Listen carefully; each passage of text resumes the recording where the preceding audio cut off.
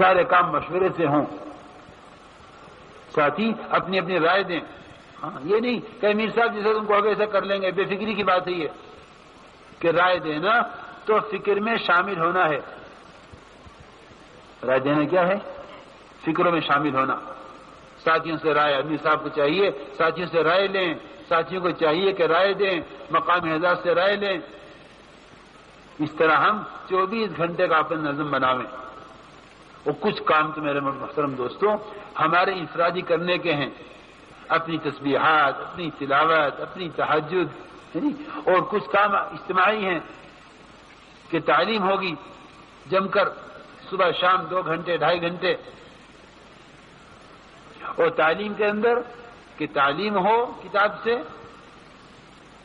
6 نمبروں کا مذاکرہ ہو، اور قرآن کے حلقے ہوں، قرآن کا سیکھنا سکھلانا ہو. کہ سب سے پہلے کہ ترغیب دے کر یا 2-3 حدیثیں پڑھ کر قرآن سیکھنے کی ترغیب دو، یا تو زبانی دے دو یا حدیث پڑھ دو، کہ پھر حلقے لگاؤ.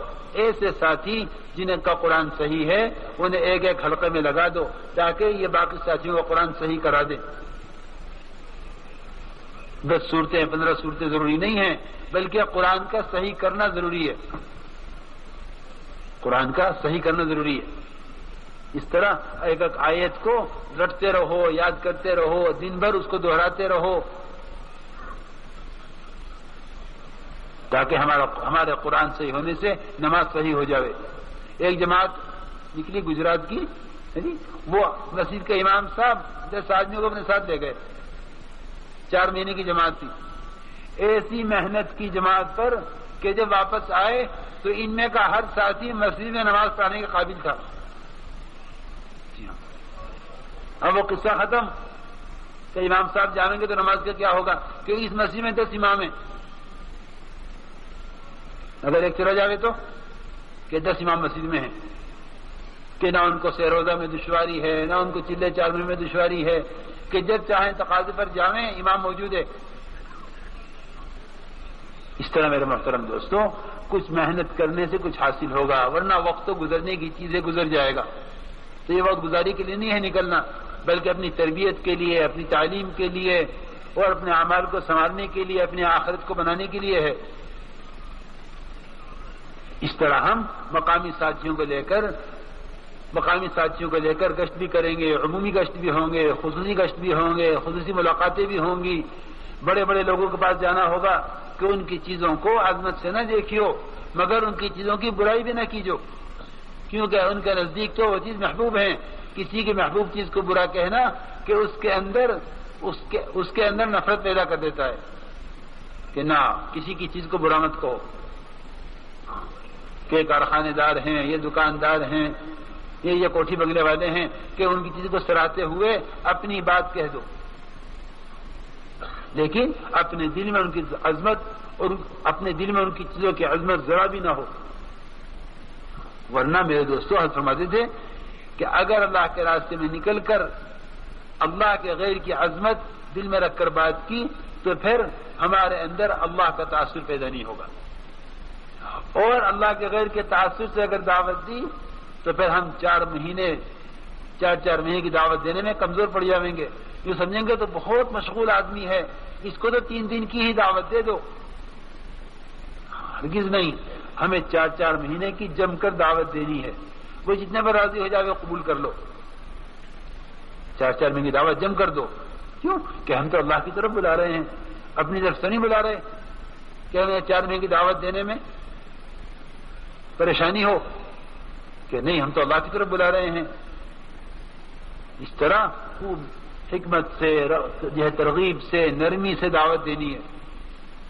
ایک ڈنڈے سے سب کو نہیں ہانکنا، بلکہ دعوت دینے میں نرمی ہو. حضور اکرم صلی اللہ علیہ وسلم نے تو پھر ابن عمر دوسی رضی اللہ تعالیٰ عنہ کی جب ان کے قبیلے نے بات نہیں مانی تو آپ نے فرمایا ارفق بہم، کہ جاؤ نرمی سے دعوت دو. تو کام میں لگے رہے اور 80 گھرانوں کو اسلام میں لے کر داخل ہوئے.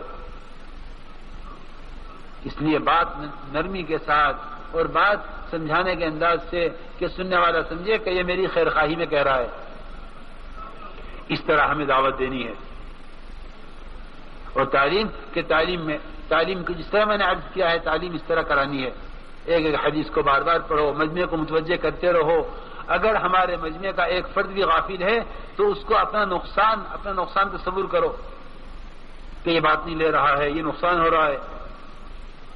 اس طرح تعلیم کے اندر ایک ایک حدیث کو بار بار پڑھنا ہے، اور پھر 2 گھنٹے 1.5 گھنٹے جم کر تعلیم ہو، اللہ کے راستے میں نکل کر مقام پر بھی کوشش کرو کہ آدھا گھنٹہ 1.25 گھنٹے تک تعلیم پہنچے۔ جس طرح تعلیم عرض کی گئی ہے اس طرح تعلیم کرنی ہے، اور پھر تعلیم کے بعد حلقے لگاؤ قرآن پاک کے، جو ہے قرآن کے حلقے لگاؤ، پھر تعلیم ہو، اور تعلیم کے بعد پھر 6 نمبروں کا مذاکرہ ہو۔ 6 نمبر گنوا دینا کوئی بات نہیں ہے، 6 نمبر کا مذاکرہ ہو، اور اتنی اچھی حدیثیں مولانا صاحب رحمۃ اللہ علیہ نے منتخب حدیث جمع کی ہیں۔ دیکھو فضائل کی تعلیم سے اعمال کا شوق اور رغبت پیدا ہوگی،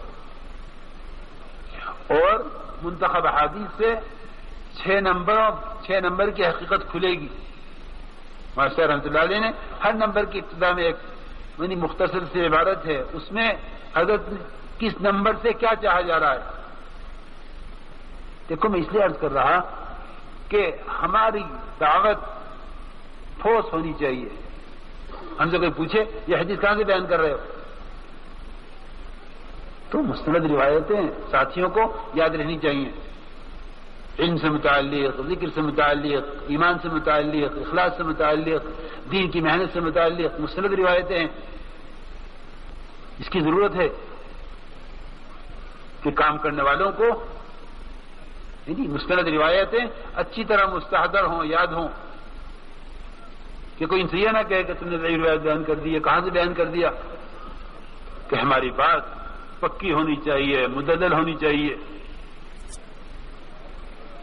اس لیے میرے دوستوں اس کتاب کو خوب پڑھو،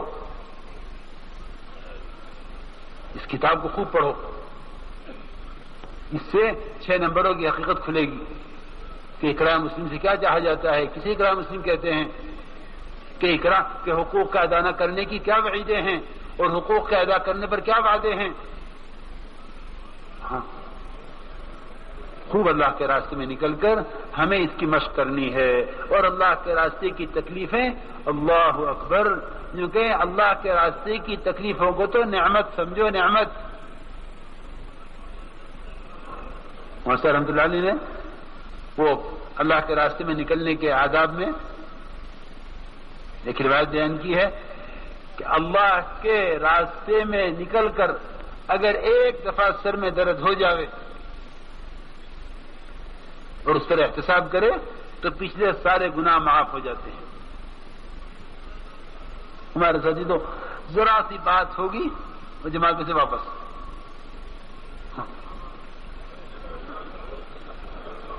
من صدع رأسه في سبيل الله فاحتسب غفر له ما تقدم من ذنبه او كما قال عليه الصلاة والسلام، کہ جو اللہ کے راستے میں نکلے اور ایک دفعہ اس کے سر میں درد ہو جاوے، اس پر وہ اللہ سے سر کے درد پر کیا ملے گا، اللہ سے اس کی امید کر لے تو اللہ اس پر پچھلے سارے گناہ معاف فرما دیتے ہیں۔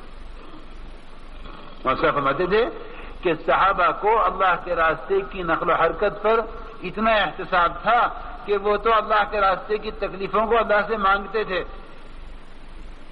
مگر ہمیں مانگنا نہیں ہے، ہمیں مانگنا نہیں ہے، کیونکہ ہمارا یقین کمزور ہے۔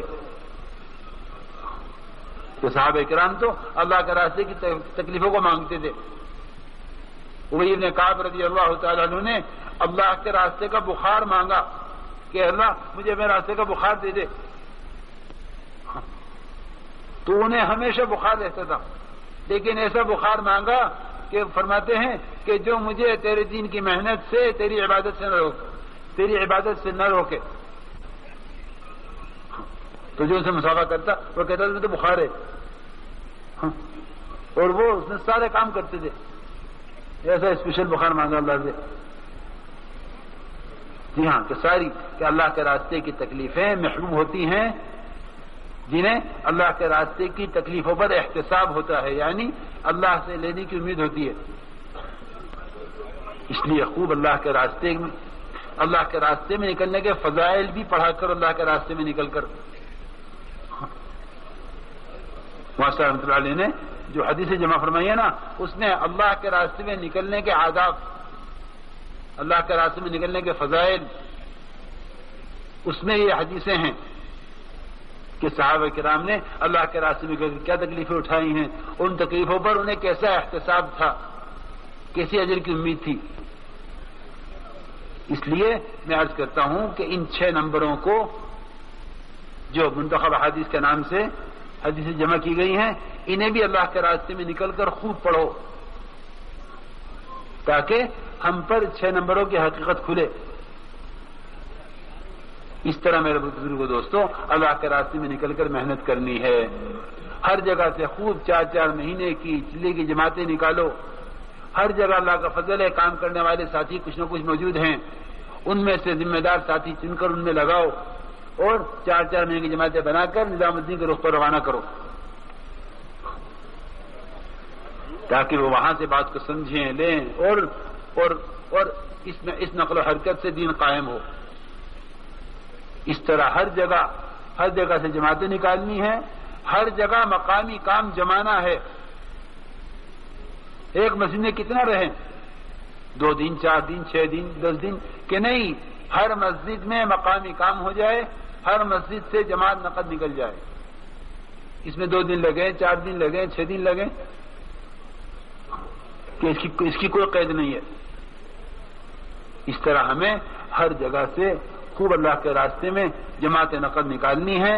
ہر مسجد میں 5 کام زندہ ہو جائیں، اس کی وہاں محنت کرنی ہے کہ مقامی ساتھی جو اللہ کے راستے میں نکل گئے وہ نکل گئے، جو نہیں نکلے ہیں کہ انہیں آئندہ کے لیے تیار کرو اور اس وقت تک کے لیے ان کو مقامی کام بتا دو کہ دیکھو تمہارا مقام پر کام یہ ہے کہ اپنی مسجد کا گشت ہو، اپنی مسجد کی تعلیم ہو، کم سے کم 2.5 گھنٹے مسجد کے لیے فارغ کریں، گھروں میں تعلیم ہو. کہ اس طرح گھروں کے اور مسجد کے اعمال ان کو بتا کر کہ 2.5 گھنٹے کم سے کم مسجد کی آبادی کے لیے فارغ کرو کہ ہر جگہ مقامی کام کروانا ہے، ہر جگہ سے نقد اللہ کے راستے میں جماعتیں نکالنی ہیں.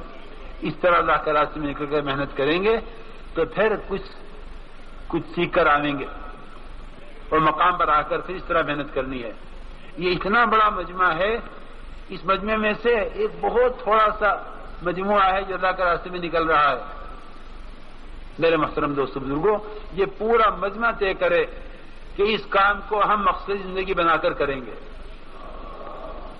اب تک کی غفلت پر استغفار ہو کہ اللہ جس کام کے لیے تو نے بھیجا تھا، جو کام ہمارے ذمہ کیا تھا، ہم سے اس میں غفلت ہوئی ہے، اے اللہ تو ہماری غفلت کو معاف فرما دے اور ہمیں اپنی دین کی محنت کے لیے تو قبول فرما لے. اس طرح ہمیں مقامی کام اپنے مقام پر جا کر کرنا ہے. میرے بزرگ دوستو عزیزو، یہ تو پورا مجمع کھڑا ہے بیٹھا ہے یا کچھ مجمع بازاروں میں ہے، جہاں ہماری آواز پہنچ رہی ہے، یہ تو پورا مجمع طے کر لے کہ ہمیں اس کام کو اپنا کام بنا کے کرنا ہے. اور پورا مجمع یہ بھی طے کر لے، پورا مجمع یہ طے کر لے کہ کچھ ہو جائے، کیسے چاہے احوال ہوں، لیکن نماز کسی حال میں نہیں چھوڑیں گے. میرے بزرگ دوستو، اس کا تو ہم آج عہد کر لیں. نماز چھوڑ دینا، نماز کے بغیر تو مسلمان کا اسلام میں کوئی حصہ ہی نہیں ہے. حضرت عمر رضی اللہ تعالیٰ عنہ کی آخری دعوت دنیا سے جاتے جاتے یہی تھی. جب نیزہ مارا، حضرت عمر رضی اللہ عنہ کے نیزہ مارا گیا اور حضرت عمر رضی اللہ تعالیٰ عنہ کو دودھ پلایا اور وہ زخم سے باہر نکل آیا اور اطباء مایوس ہو گئے حضرت عمر کے حیات سے. تو حضرت عمر رضی اللہ عنہ بے ہوش تھے. تو ہوش میں لانے کے لیے ساری کوششیں ہوئیں، مگر ایک آدمی نے یہ کہا کہ حضرت عمر کے کان میں نماز کہہ دو نماز، انہیں ہوش آ جائے گا۔ چنانچہ کسی نے کہا نماز تو حضرت عمر رضی اللہ عنہ کو فوراً ہوش آ گئے، فرمایا نماز، کہ ہاں نماز تو وہ چیز ہے کہ جس کے بغیر اسلام میں مسلمان کا کوئی حصہ نہیں ہے۔ اس لیے میرے بزرگ دوستوں، کفر و اسلام کے درمیان فرق کرنے والی چیز ہے نماز۔ یہ تو پورا مجمع طے کر لے کہ انشاءاللہ نماز نہیں چھوڑیں گے۔ یہ تو ممکن ہی نہیں ہے کہ مسلمان نماز چھوڑ دے۔ دیکھو، کفر و اسلام کے درمیان فرق کرنے والی چیز صرف نماز ہے۔ اس کا کیا مطلب ہے؟ کہ مسلمان سے کوئی بھی گناہ ہو سکتا ہے، مسلمان سے کوئی بھی گناہ ہو سکتا ہے بتقاضا بشریت، اس کی حیوانیت، اس کی بشریت اس پر غالب آ سکتی ہے، لیکن مسلمان سے کوئی بھی گناہ ہو سکتا ہے لیکن مسلمان نماز نہیں چھوڑ سکتا۔ اور اللہ کو نہ ماننے والا کہ اس سے کوئی بھی خیر کا کام ہو سکتا ہے، اللہ کو نہ ماننے والا کہ اس سے کوئی بھی خیر کا کام ہو سکتا ہے۔ بہت سے اللہ کو نہ ماننے والے شراب نہیں پیتے، زنا نہیں کرتے، چوری نہیں کرتے، غبن تجارت میں دھوکہ نہیں دیتے،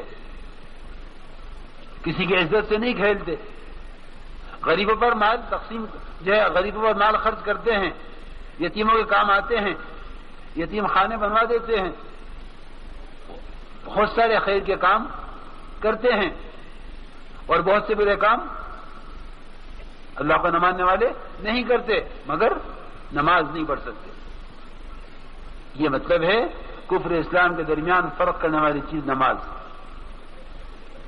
اس لیے پورا مجمع یہ طے کر لے کہ انشاءاللہ آج عہد کرتے ہیں کہ آج کے بعد نماز نہیں چھوڑیں گے۔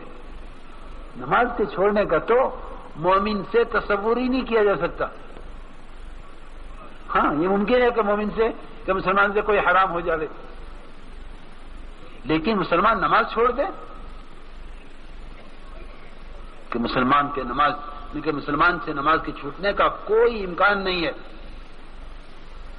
اس لیے میرے بزرگوں دوستوں، نماز پر قائم ہو جاؤ اور نماز کو قائم کر دو۔ یہ دو ذمہ داریاں ہیں، نماز قائم کرنا، نماز پر قائم رہنا۔ کہ نماز کو قائم کرو، کہ نماز کو درست کرو، اور نماز کو قائم کرو کہ دنیا میں کوئی بے نمازی نہ رہے۔ اس کے لیے اپنے مقام پر ایک محنت ہے، مقامی محنت، مسجد کو آباد رکھنے کی۔ جتنا تعلق مسلمان کا مسجد سے بڑھے گا، اتنی مسلمان کی زندگی میں دین آئے گا۔ حضرت فرماتے تھے کہ جس طبقے کا مسجد سے تعلق نہیں ہے اس میں دین کے آنے کا کوئی راستہ نہیں ہے۔ اس لیے میرے بزرگوں دوستوں عزیزوں، ہم اپنے مقام پر رہتے ہوئے اپنے گشتوں کا، اپنی تعلیم کا، گھر کی تعلیم کا، مسجد کی تعلیم کا خوب اہتمام کریں۔ کم سے کم 2.5 گھنٹے، اس سے کم کی تو گنجائش ہی نہیں ہے۔ سوچو صحیح، اللہ نے جس کام کے لیے پیدا کیا ہے اس میں 2.5 گھنٹے پہ جھگڑ رہے ہیں کہ 2.5 گھنٹے کم ہے یا زیادہ ہے۔ اپنے 24 گھنٹے کو 3 حصوں میں تقسیم کر لو۔ 8 گھنٹے کمائی کے لیے، 8 گھنٹے بیوی بچوں کے لیے، 8 گھنٹے مسجد کے لیے۔ 4 مہینے کمائی کے لیے، 4 مہینے مقامی کام کے لیے، 4 مہینے اللہ کے راستے کی نقل و حرکت کے لیے۔ جس کام کے لیے بھیجے گئے اس کو 1/3 تو مل جاوے۔ اس لیے ارادے کرو، نیتیں کرو کہ انشاءاللہ ہم اب تک کی غفلت کو اللہ معاف فرما دے، آئندہ ہم اس کام کو اپنا کام بنا کر کریں گے بھائی انشاءاللہ۔ بھائی کچھ کہنا چاہ رہے تھے؟ ایک بات یاد کرنی ہے کہ ہمارا اتنا بڑا مجمع یہ جب یہ دعا کے بعد روانہ ہوتا ہے یہاں سے دیکھو یہ اجتماع بہت سے کھیتوں کے درمیان ہو رہا ہے. اللہ رب العزت جزائے خیر دے ان لوگوں کو جنہوں نے یہ قربانی دی ہے. تو زمین پیش کرنا انصار کا کام تھا. زمین پیش کرنا انصار کا کام تھا. تو یہ ان کی قربانی ہے کہ اپنی زمینیں پیش کی ہیں. تو ہمارا مجمع جب نکل کے جاتا ہے تو پھر راستے میں پچھلے سال بھی ایسا ہوا کہ راستے میں ان کی کھیتیوں کو نقصان پہنچتا ہوا جو ہے پہنچاتے ہوئے کہیں سے کچھ توڑ کر کھاتے ہوئے کچھ لیتے ہوئے شکایت کی کاشتکاروں نے ہم سے کہ جب آپ کا مجمع نکل کر گیا اجتماع گاہ سے، کیونکہ معاملات تو بہت نازک لائن ہے، خبر نہیں کس کی ایسی کون سی چیز ہم نے قبضائی ہے کہ جس سے آخرت میں ہماری ساری نیکیاں تل جائیں کہ بڑا دین کا کام کیا، مگر وہ ایک چیز کسی کی ایسی قبضائی تھی کہ آخرت میں ساری نیکیاں اس میں تل گئیں. اس لیے بھائی اس بات کا بہت خیال رکھا جاوے کہ واپسی میں ہمارا مجمع اس طرح گزرے کہ ان کھیتیوں کا کوئی نقصان نہ ہو. یہ تو انصار کا کام تھا کہ انہوں نے اپنی زمینیں پیش کی ہیں، لیکن مہاجرین نے ان کی اس قربانی کا بدلہ یہ دیا کہ ان کو دین بھی سکھلایا، ان کے شکر گزار ہوئے. یہ نہیں کہ ان کو نقصان پہنچاتے الٹا. اس لیے مجمع اس بات کا بہت خیال رکھے کہ یہاں سے واپسی میں گزرتے ہوئے، کیونکہ سارے کھیتوں سے گزرنا ہے،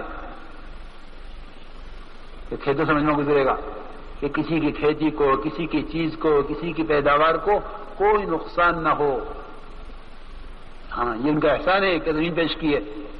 یہ ہمارا احسان ہوگا کہ ہماری ذات سے ان کو کوئی نقصان نہ پہنچے. پچھلے سال ایسا ہوا کہ لوگ گزرتے ہوئے کوئی کسی کے جو ہے پھل توڑ کے لے گیا، کوئی کہیں سے جو ہے سبزی اکھاڑ کر لے گیا. یہ حرام، قطعاً حرام. ہم دیکھتے ہیں نا سفروں میں چلتے ہوئے کہ وہ آگے گنے کی ٹھیلی جا رہی تھی اور پیچھے سے کچھ لوگ اس میں سے کھینچ رہے تھے. تو وہ ہم اپنی گاڑی میں تھے، کہ برابر سے گزرے تو تمہیں اس سے کہنے لگا گنا کھینچنے والے سے، میں نے کہا تو حرام کھانے کی کتنی کوشش کر رہا، حرام کھانے کی کتنی کوشش میں ہے تو جو گنا وہ بندھے ہوئے اس میں سے وہ جو اس میں سے کھینچ نہیں رہا، تو کوشش کر رہا نکالنے کی. تو میرے گاڑی سے اس کو ہاتھ پکڑ کے کہا تو حرام کھانے کی کتنی کوشش کر رہا. تو بڑا شرمندہ ہوا، کہنے کہ جی یہ حرام ہے. میں کہا اور کیا حرام ہے کہ یہ تو سب کرتے ہیں. اس لیے بھائی دیکھو کسی چیز کو معمولی سمجھنا، کسی گناہ کو معمولی سمجھنا اس چھوٹے گناہ کو بڑا بنا دیتا ہے. اس لیے سارے مجمع سے بہت وضاحت کے ساتھ یہ درخواست ہے کہ ہم یہاں سے اس طرح نکلیں کہ ان زمین پیش کرنے والوں کی زمین کا، ان کی پیداوار کا، ان کی سبزیوں کا کوئی نقصان نہ ہو. ہاں یہ سوچنا کہ یہ تو معمولی چیزیں لے چلو. ایک آدمی ایک کرائے کے مکان میں ٹھہرا، کرائے کے مکان میں، اور اس نے اپنے گھر خط لکھا، تو خط لکھنے میں سیاہی اس پہ کاغذ پر پھیل گئی. تو یہ خیال آیا کہ ذرا سی مٹی کھرچ کے اس پہ کاغذ پر ڈال دوں، اتنی سی مٹی ذرا سی. تو جب اس نے ارادہ کیا وہ کھرچنے کا، تو اس کو آواز آئی مکان میں غیب سے، سیعلم المستخف بالتراب ما یلقى غدا من طول الحساب، کہ اس مٹی کی چٹکی کو معمولی سمجھنے والا اسے کل پتہ چلے گا قیامت میں کہ اللہ کے یہاں اسے حساب اس کا کتنا لمبا دینا ہے. اس لیے میرے بزرگوں دوستوں ایک تو اس بات کا خیال رکھیں.